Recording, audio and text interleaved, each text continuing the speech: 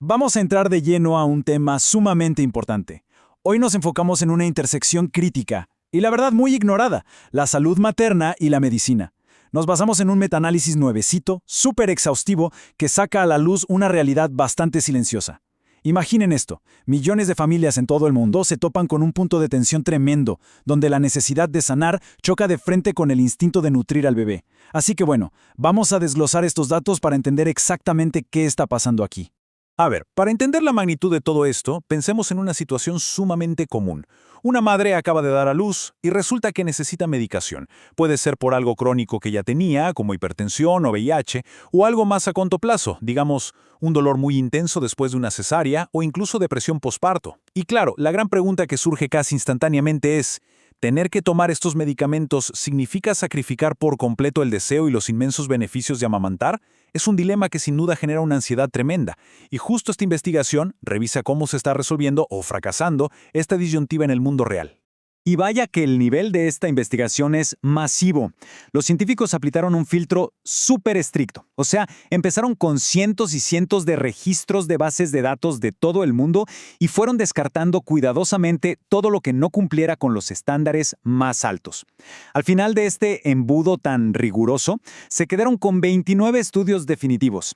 Hablamos de información de más de 13,000 participantes a nivel mundial. Es muchísima información. Básicamente tenemos una imagen clarísima basada en evidencia empírica sólida, nada de simples anécdotas o suposiciones. Sección 1. Un comienzo inicial fuerte, grandes esperanzas al nacer. Si observamos los primeros días después del parto, la tendencia inicial es, de hecho es súper alentadora. Los números nos dicen que un impresionante 75.2% de las madres que toman medicamentos logran iniciar la lactancia justo después del nacimiento. Es una cifra muy reveladora. Nos dice claramente que la intención, ese instinto profundo y la voluntad de amamantar están 100% ahí, a pesar de tener que empezar un tratamiento médico al mismo tiempo. O sea, el deseo de amamantar no se esfuma mágicamente solo por el hecho de necesitar una receta médica. Y el peso de estos datos es indiscutible. Al juntar los resultados de todos estos estudios y ensayos clínicos, la verdad es que la tendencia salta a la vista. Las matemáticas respaldan abrumadoramente esa altísima tasa de inicio del 75.2%. Claro, siempre hay ciertas variaciones dependiendo de la población, ¿no? Pero la tendencia global nos dice que la inmensa mayoría de las mujeres medicadas comienzan este proceso con muchísimo éxito dentro del entorno hospitalario. Sección 2. La caída a los 6 meses. Un declive drástico. Pero ojo, porque la historia médica no termina el día del alta hospitalaria. A medida que pasan los meses y nos acercamos a la marca de los 6 meses, que por cierto es el punto de referencia de la Organización Mundial de la Salud para la lactancia exclusiva, la cosa da un giro bastante preocupante. Para el medio año de posparto, la tasa de continuación se desploma a tan solo un 53.2%. Es una caída masiva y repentina. Todo ese impulso inicial tan fuerte de las primeras semanas, trágicamente, se desvanece. Aquí la evidencia nos muestra de manera innegable ese desplazamiento hacia el abandono prematuro a lo largo del tiempo. Las estadísticas globales reflejan que se pierde muchísimo terreno en diferentes poblaciones. Y atención, no es un caso aislado, es un patrón sistemático a nivel mundial. Entonces, la pregunta del millón, al ver esta caída tan fuerte es, ¿por qué está pasando esto exactamente en cuanto a las familias dejan de tener la supervisión directa del hospital? Pues la investigación es súper clara. Esta caída drástica no es porque de repente haya una falta de deseo materno o por fatiga normal. Para nada. Está impulsada por una incertidumbre médica brutal. Imaginen este escenario. Un obstetra confirma que una pastilla es segura, pero luego en la primera revisión el pediatra pone cara de duda. En la farmacia recomiendan tener precaución y ni hablar de los foros en internet que pintan escenarios catastróficos. Toda esta falta de consenso crea un ambiente de ansiedad insostenible. Y claro, ante tanta presión, ¿qué pasa? Pues se suspende el medicamento, arriesgando la salud materna, o, de manera muchísimo más frecuente, se suspende la lactancia por puro miedo. Pasemos a la sección 3. La paradoja de los altos ingresos. Un giro geográfico inesperado. Fíjense que las trazas de continuación no son para nada parejas en el mundo. Aquí los datos nos revelan una paradoja increíble, de verdad, un misterio geográfico oculto en las cifras. En los países ricos, los de altos ingresos, solo el 41.8% de las madres continúan amamantando a los 6 meses mientras están medicadas. Pero comparen eso con los países de ingresos bajos y medios. Ahí la tasa se dispara a casi el 80%. Es un contraste abismal. Es decir, ¿Por qué los lugares con los mejores y más financiados recursos médicos son precisamente donde menos se continúa amamantando bajo medicación?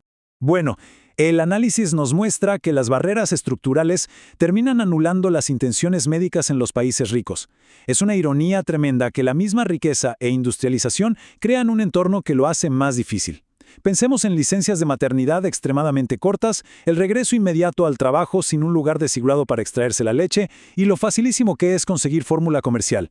Todo eso hace que abandonar la lactancia sea la ruta más rápida ante la menor duda con un medicamento. En cambio, en entornos de menores ingresos, las campañas de salud pública a favor de la lactancia son súper enérgicas. Ahí, la necesidad económica y el gran apoyo de la comunidad logran mantener las tasas altísimas, saltándose por completo las barreras de la medicación. Sección 4. Impacto de medicamentos específicos. No todos los medicamentos son iguales. Ahora, si desglosamos este abandono temprano por el tipo de medicamento, el misterio se vuelve aún más interesante, porque no es simplemente el acto de tomar una pastilla. La naturaleza social y química del fármaco cambia todo. Por ejemplo, a las mujeres que reciben terapia antirretroviral para el VIH logran mantener una continuación moderada, cerca del 59%, y esto es porque ahí existen pautas clínicas clarísimas. Pero cuando miramos los tratamientos para salud mental, epilepsia o dolor severo, el panorama es desolador. Los antidepresivos caen a un 28% y los opioides a un bajísimo 23.6%. Definitivamente, aquí el estigma y el miedo están jugando un papel determinante. Y es que el principal culpable de esta caída tan pronunciada, en especial con los medicamentos psiquiátricos y analgésicos, es la inmensa sobreestimación del riesgo. Automáticamente se asume que tratar una depresión o un dolor posparto es inherentemente tóxico para el lactante. Sin embargo, en la realidad, muchísimas veces la evidencia farmacocinética demuestra que la cantidad de fármaco que llega a la leche es minúscula y se podría respaldar un uso completamente seguro con supervisión médica. Lamentablemente, en lugar de adaptar el tratamiento, ese miedo generalizado y la percepción exagerada del peligro provocan un cese inmediato de la lactancia. Hay una cita directa de los investigadores que da justo en el clavo y captura la tensión trágica de este análisis.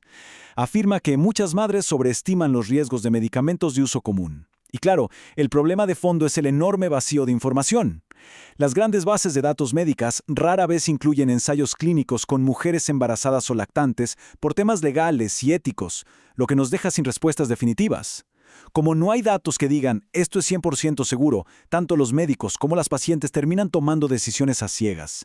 Y la precaución siempre termina siendo detener la lactancia por completo, privando a ambas partes de beneficios inmunológicos y de salud física que son innegables. Sección 5. Apoyando a las madres medicadas, convirtiendo los datos en acción. Entonces, sabiendo todo esto, ¿cómo se puede solucionar este dilema sistémico y apoyar el bienestar de las familias? Bueno, se requiere acción en varios frentes. Principalmente, es urgente eliminar la ambigüedad en los consultorios. Esto significa darles a los profesionales de la salud una educación continua y muy específica sobre la farmacología de la lactancia, para ofrecer orientación precisa en lugar de prohibiciones generales basadas en el miedo. Además, hay que hablar de esto antes del parto, trazar un plan detallado de medicación meses antes de que nazca el bebé para que no haya sorpresas. Y por supuesto, necesitamos sí o sí reformas estructurales para garantizar adaptaciones laborales en donde la necesidad de extraer leche no termine siendo un castigo económico.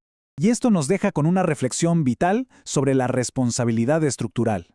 Buscar el tratamiento médico necesario para recuperar la estabilidad física o mental y hacerlo sin estigmas jamás debería significar tener que sacrificar a ciegas la opción de amamantar. Tenemos que exigir sistemas de salud integrales que protejan simultáneamente a quien cuida y a quien es cuidado, brindando la ciencia y el respaldo social necesarios para que literalmente nadie se vea en la difícil posición de tener que elegir entre sanar o nutrir. Hasta aquí llega nuestra revisión de hoy de la evidencia. Hasta la próxima.